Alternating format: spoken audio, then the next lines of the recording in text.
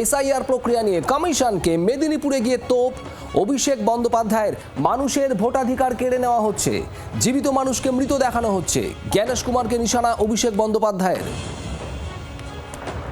আগে রবীন্দ্রসঙ্গীত বেজেছিল, এবার ডিজে বাজবে, হুঁশিয়ারি অভিষেকের। এটা প্রতিবাদের, এটা প্রতিরোধের ভোট। ২৫০ আসন নিয়ে রাজ্যে আসবে তৃণমূল কংগ্রেস। ২৫০ আসন রাজ্যে পেলে কেন্দ্রের সরকার বদল। মেদিনীপুরের সভা থেকে হুঁশিয়ারি অভিষেক বন্দ্যোপাধ্যায়ের। আর আজও মেদিনীপুরেও র্যাম্পে হাঁটল ভূত, এবং যেভাবে কোচবিহার বারুইপুরে র্যাম্পে হাঁটিয়েছিলেন তাদের, যাদের খসড়া তালিকায় মৃত বলে দেখানো হয়েছে, যদিও তারা জীবিত, একই রকম ভাবে মেদিনীপুরের র্যাম্পেও দেখা গেল সেই ভূতদের। অভিষেক বন্দ্যোপাধ্যায়ের র্যাম্পে তারা হাঁটলেন। আসুন দাদা, এখানে দাঁড়ান, আসুন। সব দেখতে পাচ্ছেন, এখানে সামনে দাঁড়ান, আপনারা সামনে দাঁড়ান।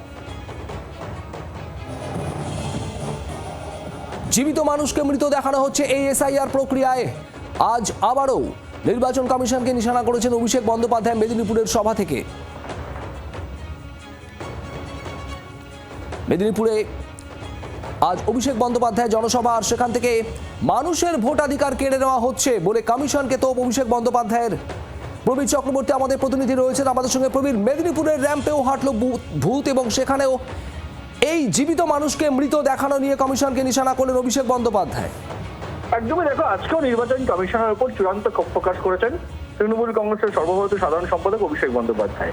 একদিকে নির্বাচন কমিশন কিভাবে কাজ করছে, কিভাবে প্রতিদিন নিয়ম চেঞ্জ করছে, কিভাবে জীবিত মানুষকে মৃত দেখাচ্ছেন, সেই নিয়ে ক্ষোভ প্রকাশ করেছেন। পাশাপাশি দাঁড়িয়ে এই যে বিজেপি কর্মীদের গাড়ি থেকে যে ফর্ম পাওয়া যাচ্ছে, ফর্ম 7, সেটা কিভাবে পাওয়া যাচ্ছে তার প্রশ্ন তুলেছেন।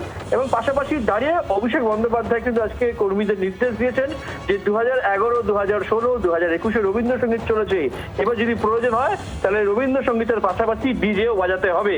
অর্থাৎ রবীন্দ্রসঙ্গীত চলেছে, যেটা মমতা বন্দ্যোপাধ্যায়ের বার্তা ছিল, সেই জায়গাতে দাঁড়িয়ে ডিজে বাজানোর পরামর্শ দিচ্ছেন অভিষেক বন্দ্যোপাধ্যায়। তবে তিনি বলেছেন অবশ্যই শান্তিপূর্ণভাবে, আর প্রয়োজন হলে এবার যদি কোনো বিজেপি নেতার গাড়ি থেকে এই ফর্ম বেশি পাওয়া যায়, বা কোনো বিজেপি নেতা যদি ইআরওর অফিসে বেশি ফর্ম নিয়ে যায়, তাহলে তাদের বাড়ি ঘেরাও করারও আজকে অভিষেক বন্দ্যোপাধ্যায় কর্মীদের নির্দেশ দিয়েছেন। অর্থাৎ এসআইআর নিয়ে নির্বাচন কমিশনের বিরুদ্ধে সমস্ত রকম রাজনৈতিক লড়াইয়ের জন্য আবারও প্রস্তুত থাকার জন্য নির্দেশ দিচ্ছেন অভিষেক বন্দ্যোপাধ্যায়। ধন্যবাদ প্রবীর।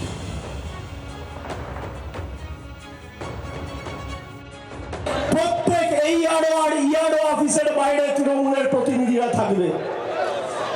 10টার বেশি আইনত বৈধভাবে কোনো ফর্ম জমা দেওয়া যায় না। ফর্ম জমা দেওয়ার শেষ তারিখ ছিল কাল, যেহেতু বিজেপি ফর্ম জমা দিতে পারেনি, সময়সীমা বাড়িয়ে 19 তারিখ করেছে। যদি কোনো বিজেপির নেতা ইআরও অফিসে ফর্ম জমা দিতে আসে 10টার বেশি, তাহলে রবীন্দ্রসঙ্গীতের সাথে একটু ডিজেও বাজিয়ে দিয়ে ডিজেও শুনিয়ে দেবে, ভদ্রভাবে। ঠিক আছে?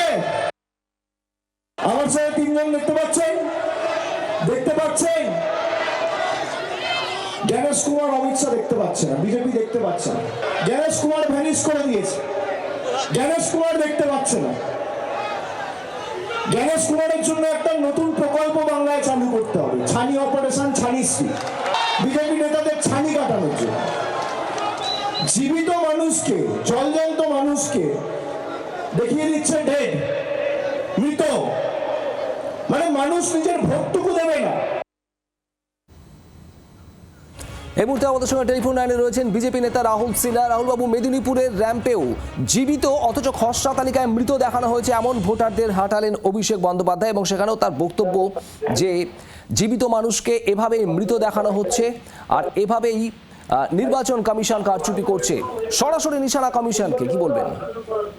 দেখুন, এই সমস্ত যেগুলো অভিষেক ব্যানার্জি জ্যান্ত করছে, বা জ্যান্ত ভোটারকে মৃতকে জ্যান্ত, এই সবগুলো হচ্ছে ওরা করিয়েছে বিএলওদের দিয়ে। আমি ইলেকশন কমিশনের কাছে এটাই বলবো যে এই সমস্ত ক্ষেত্রে তদন্ত করে বিএলওদের কঠোর শাস্তির ব্যবস্থা হোক। তৃণমূল যে বিএলওদের চাপ সৃষ্টি করে কি করিয়েছে, বিএলওর এই আত্মহত্যাই সেটা প্রমাণ করে দিল। অতএব আমি যেটা আগেই থেকেই বলতাম, এই একটা বিএলও আপনার অন্য কোনো কারণে চাপে, কাজের চাপে, অমুকের চাপে কিছুতে মরেনি, সব তৃণমূল কংগ্রেসের চাপে মারা গেছে। আর আজকে যাদের অভিষেক ব্যানার্জি হাঁটাচ্ছে, এই বিএলওদের চাপ সৃষ্টি করে তাদের দিয়ে এইসব ভুয়া নাম ঢুকিয়ে দিয়ে সেই তাদেরকে মৃত ভোটার বানিয়ে দিয়ে তাদেরকে দিয়ে হাঁটিয়ে পরিস্থিতিকে ঘোলারো করবার চেষ্টা করছে। অতএব আমি মনে করি এটার মধ্যে এমন কোনো আশ্চর্য হওয়ার কিছু নেই, সব তৃণমূল কংগ্রেসের খেল, আর ওরাই এটা করছে। বাংলার আওয়াজ, বাঙালির আবেগ, জি 24 ঘন্টা।